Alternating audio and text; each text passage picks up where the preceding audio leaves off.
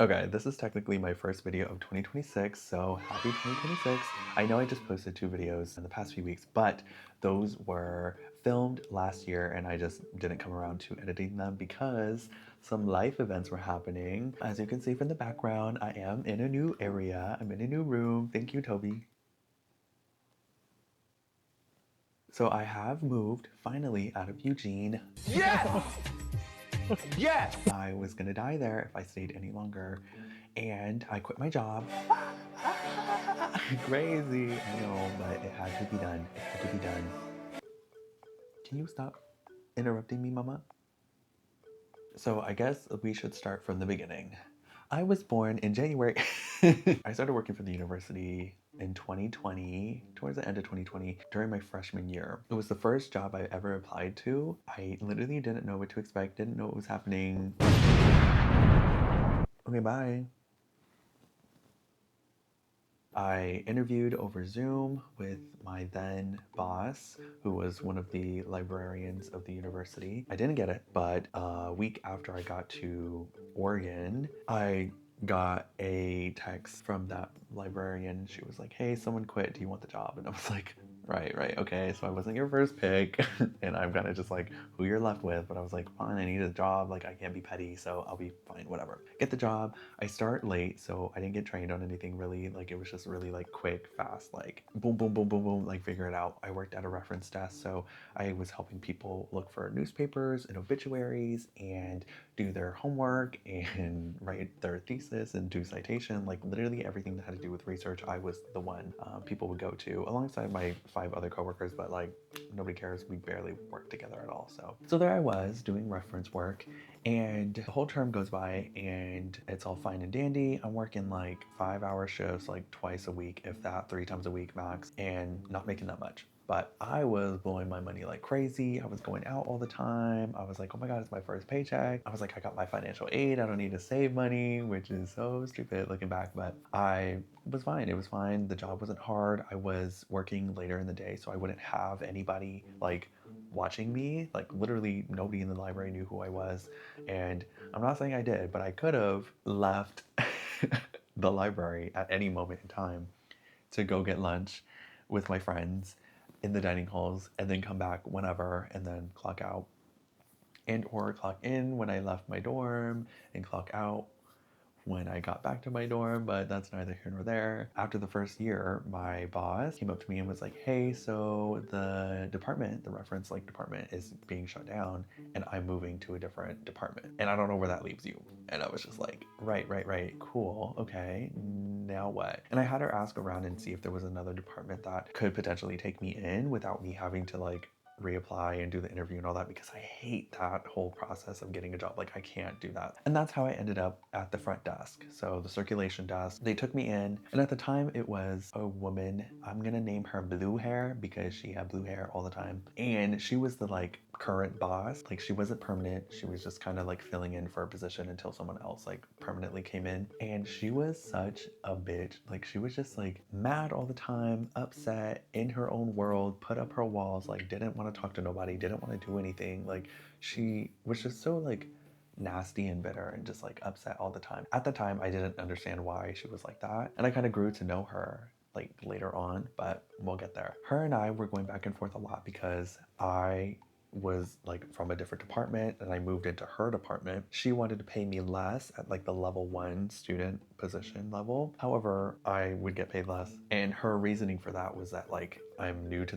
the job. Technically, all students start at the level 1, and level 1 students only work in the stacks. And I was like, well, like, I know the stacks, I know the call numbers, I know the ranges, I know the Library of Congress, like, I know everything because I've been working there for so long. That's all I've done my entire reference job. I was going to help people look for books and find things and do research. Like, the only thing I wasn't able to do was check things in and out. But then I was like, that's like the easiest part of the job, like just being able to like scan a barcode and then that's it. Like, it's really not that crazy to me. But the summer came around, and luckily, everybody and their mom left for summer vacation, and I was the only one one of the like only 2 or 3 people that stayed. They decided to let me be on the front desk. Throughout that whole summer, I was working 40-hour weeks and getting so much experience and working with all the other supervisors and our new boss and everything. And then the next term came around and we hired somebody to replace her, and I'm gonna name her Cat Lady.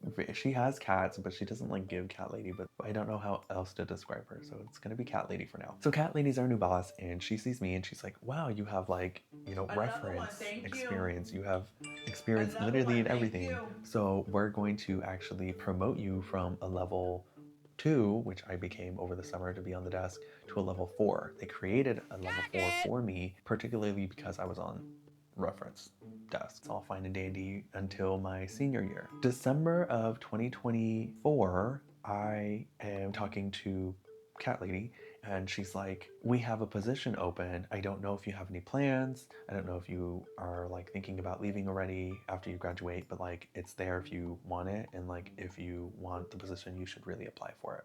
And she was like, wink, wink. And I was like, don't wink at me. Ew. At that point in time, I had just gotten with Sam.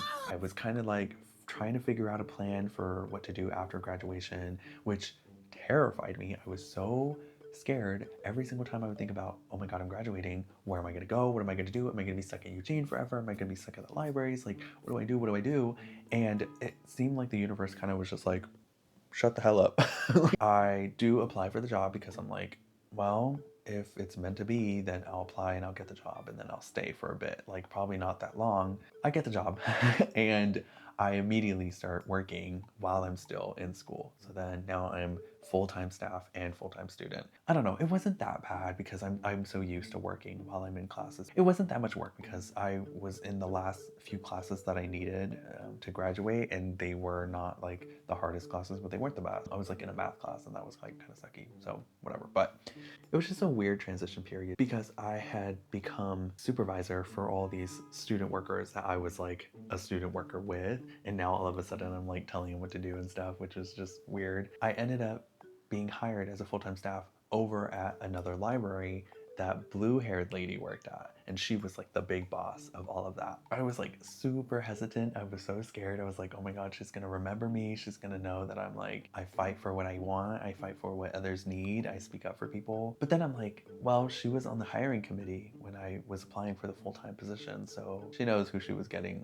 on her team. But yeah, it was pretty much hell from that point on when I became a staff worker, because I was in classes, because I was like, I don't want to be here, and because I was like fighting for my life every single day. I was trying to talk to people and they wouldn't care. I would ask for help and nobody would want to help me. I tried to help other people with their stuff and they didn't want me to.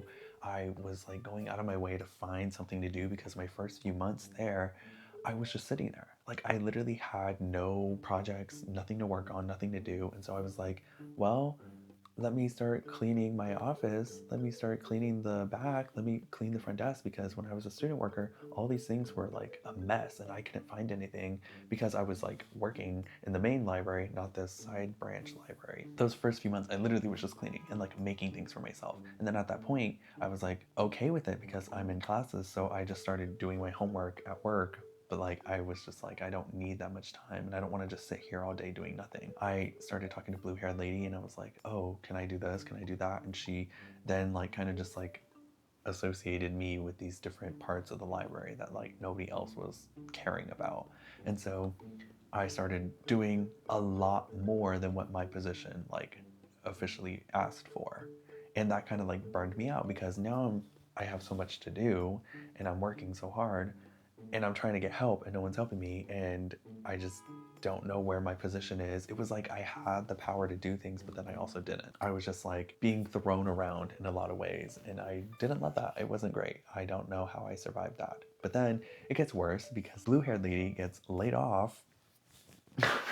Blue haired lady like immediately like gets banned from the library because they all hate her. We get a temporary boss in who was another supervisor that I had when I was a student worker. I knew her and I knew how bad she was at everything. Like she was not really good at anything really. Like she was super helpful and like she wants to help people, but like she didn't always know what to do, what to say, how to do it. She didn't really know anything. And so it was kind of hard for me and my like office mate to like talk to her because she doesn't know anything. Like she doesn't know anything about this branch. And blue hair lady was like the person to go to. Like anybody had any questions, anybody like thought of anything, like if we had any ideas for like what we can change or whatever, like we went to her and she would know like if that would work or not because she had been working there literally since she was in college in like the 80s. Like she's been there for well over 40 years. We were just like, we're losing the one person that like could help us with everything. And now we have a new boss that doesn't know anything. And at the time, her boss, who was like kind of the head of everything, was on sabbatical and she was covering for him. So she was covering for him, she was covering for my boss who got laid off, and she was doing all these other things under the sun that like literally she did not have time for. She's a mother of like 3 kids and she's like sick all the time. Like it was just the worst person to like put in this position. And I'm not like blaming her for it, but like I feel like she should have stood up for herself and said like, hey, I can't do this, because she was already supervising people at the main branch library and now she's supervising more people at this branch. And it's just like it was the worst timing and just the stupidest decision. Also, like blue haired lady did not need to get fired, even though she was like really really mean and guarded and shut off from everybody. As someone who worked directly under her, we had a lot of meetings together and we would talk, and it was weird because I would go into her office and she was just like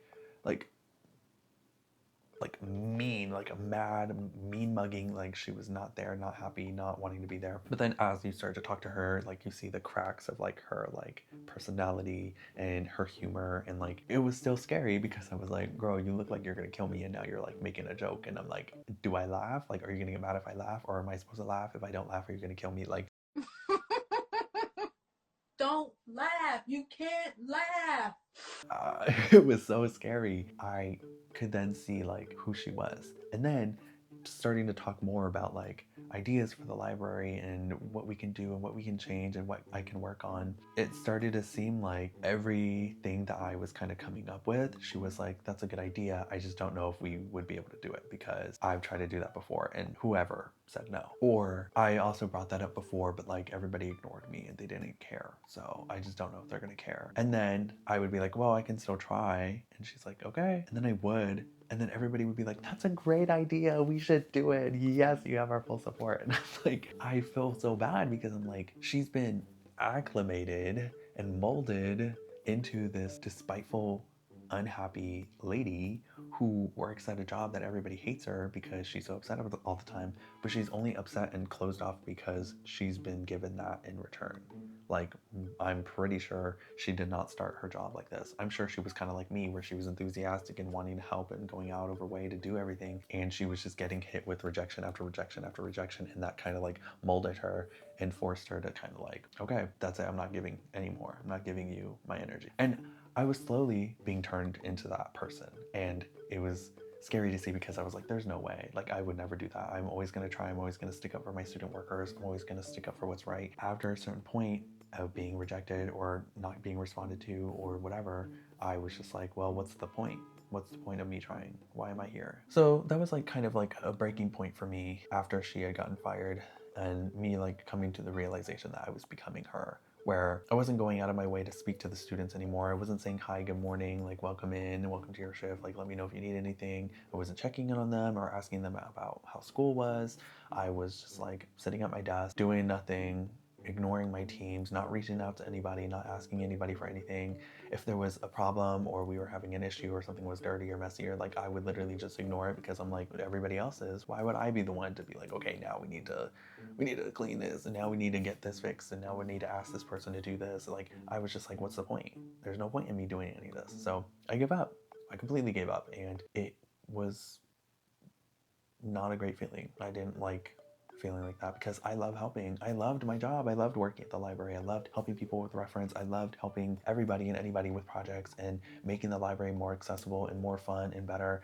It was just exactly what I wanted to do, and I wasn't able to do that after a certain point. Anytime I did help people, I was just like given like crumbs. No thank you, no nothing. Literally nobody cared. I was ready to go like a few months into my job position, but I didn't know when I was going to be leaving. Sam and I were wanting to move in together, and that kind of like ticked me over the edge because I was like, I have a plan now. I don't have to worry about like, oh my God, I'm gonna quit my job and then what? Stay in Eugene and then I'm gonna have to find another job anyway. So like I might as well just stay here. Like that was my way out. And I was like, okay, well my lease ends in April. That'll be 1 year for me working at that job. It'll be nice on my resume. I did a lot. I feel accomplished. I feel good. Okay, I can wait until April. January comes around and I'm like, I don't know if I can wait till April. I don't know. And I decided to ask my landlord if I could move out early. She was being like really weird and like sketchy and just like not answering my questions. Like she was speaking in riddles like anytime I would ask her anything. Because I asked her, would I be able to move early? She was like, if more than 2 months, there's a lease break fee of 1.5 times the rent. And I was like, okay, so would that mean I would have to pay the lease break fee and rent for that month? And she was like, per state law, per state law what? Per state law, I'm gonna beat your ass. Like what the fuck? And she was just so rude and nasty and was just like literally like trying to get me to go away, like literally just like leave me alone and like whatever. And I was like, I would have left you alone if you had just given me like some sort of answer that I needed. Like I just don't know why she was like speaking in riddles and tongues. Basically, I kept bothering her and I was like, well, if I leave at this date and is like before then, like will I get charged? And she was just like, I won't charge you. You won't charge me what? The lease break fee or rent? Which one is per state law? Like I don't understand. I don't know what's happening. And so we were going back and forth and finally ended up being like, yeah, you can leave at the end of the month and I won't charge you a lease break fee. You'll just have to pay rent for that month. And I was like, oh, okay. And I was not expecting her to say yes. I don't know why. I just didn't even expect her to say yes, but she did. And then, boom, immediately February hits. I have to be out by the end of February. I have a month to pack. And so I'm like rushing and cleaning and grabbing everything and throwing stuff away. I'm like, oh my God, I'm like, I have to put in my 2 weeks. And I do. And it was so scary. I literally like emailed all the bosses and I was like, I'm leaving. Yeah. And I didn't want to say like, oh, I'm leaving because like I'm moving with my boyfriend or like, oh my God, I'm leaving because I don't want to be here anymore. I was like, I need to be nice. So I was like, just like unforeseen circumstances, which is not technically a lie. It was unforeseen that my landlord was going to let me leave early. Right. I didn't expect her to be like, okay, yeah, you can leave. So I was like, that was unforeseen for me. They have a goodbye party for me, and literally everybody I've ever worked with comes, and I was like in shock. Like, I didn't expect anybody to go. And it wasn't even like, oh, because there's free cake and drinks. Like, literally nobody ate the cake. They were all just like there standing and like sitting in circles, and like we were all just awkwardly staring at each other. It was really, really weird and awkward, but like it was so weird too because they all came for me. Everybody was like saying bye to me and they were like, it was so good working with you, like you're amazing and blah blah blah blah blah. And then I also got people who were like, oh, like I'm so sorry I didn't respond to your text, lol, like I guess it doesn't matter now. And it's like, no bitch, you're the reason why I'm leaving. Like you didn't want to help me. So like the work environment was just so weird and nasty. And so I ended up leaving my job and then immediately go to Vegas, literally use my last like bit of PTO for Vegas, which is insane. That week after, I come to Sam's, I'm hanging out here, just taking a break, and then I go back to Eugene, and I'm like trying to sell stuff on Facebook Marketplace and get rid of things and clean my place. That Saturday, Sunday, we start packing and moving my stuff. I get a U-Haul,